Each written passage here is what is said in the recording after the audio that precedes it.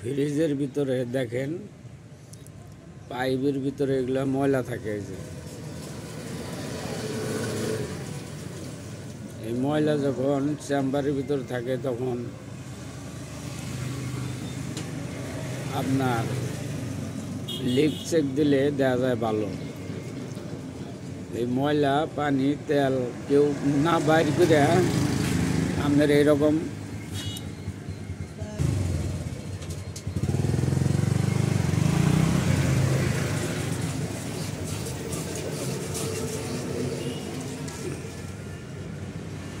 এগুলা আপনারা কেউ ওয়াশ করে বাইর করে দেব না। বাসায় যখন কাজ করবেন ফ্রিজের ভিতরে থেকে যাব, ফ্রিজ বারবার প্রবলেম দিব।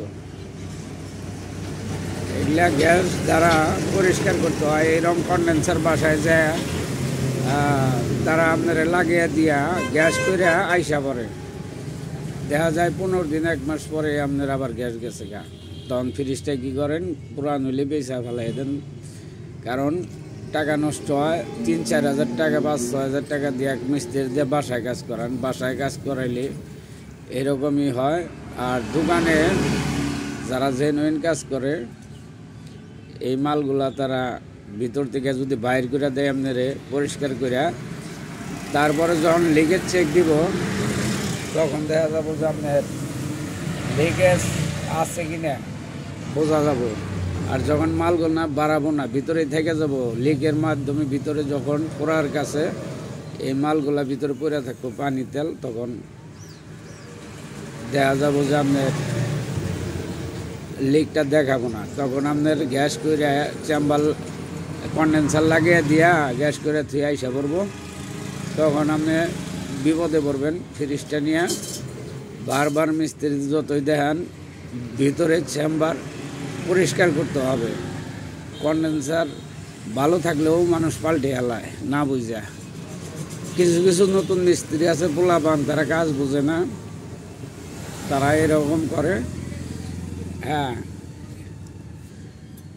আপনার 100-150 গ্রাম গ্যাস হইলে একটা ফ্রিজ ওকে হয়। বড় বড় বোতল নিয়ে বাসায় যায় আপনার দেখায় যে দুনিয়ার গ্যাস ঢুকাইতেছে ভিতরে।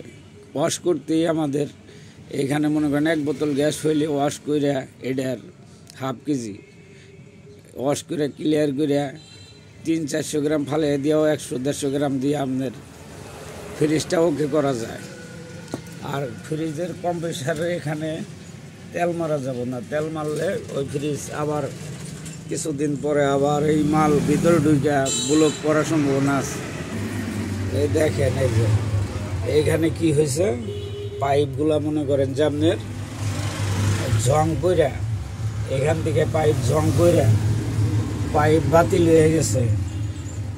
তারপরে কন্ডেন্সার লাগিয়ে দিয়া আপনার বাসায় থেকে হ্যাঁ ওকে করে দেখে দিয়ে টাকা নিয়ে আইসা করছে। তাহলে এই পাইপটা তো পাল্টাইতে হবে।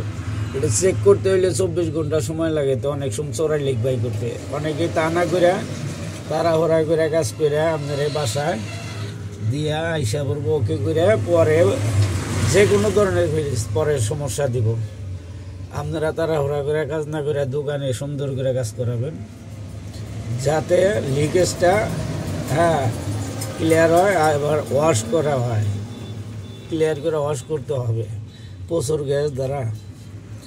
লাস্টে যদি না হয় গ্যাসের মাধ্যমেও থিনার দ্বারা ওয়াশ করে আবার গ্যাস ঢুকিয়ে আপনার এটার পানি ভিতরে ভ্যাকুম করে তেল ঢুকিয়ে বাইর করে আবার গ্যাস ঢুকিয়ে ওয়াশ করে পরিপূর্ণতাই নেয়।